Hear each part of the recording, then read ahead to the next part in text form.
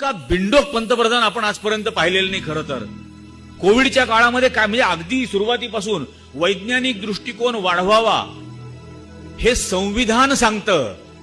संविधानाने दिलेल्या मूलभूत कर्तव्यामध्ये सांगितलंय की वैज्ञानिक दृष्टिकोन वाढवणं हे कर्तव्य आहे.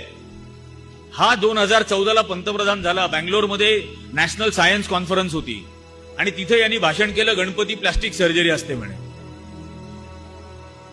म्हणजे बिंडोक गणपती ही ऑर्गन ट्रान्सप्लांट आहे, पूर्णपणे वेगळं ऑर्गन लावलाय, प्लास्टिक सर्जरी म्हणे.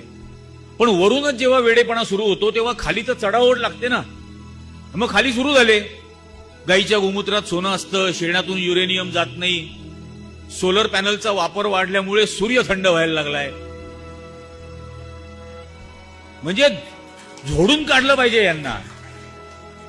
कोविडच्या काळामध्ये महामारी आलेली, जगभर लोक मरतायत, हा आपल्याला सांगतो टाळ्या वाजवा, थाळ्या वाजवा, दिवे लावा, दिवे बंद करा, याच्याने कोविड दूर होणार होता.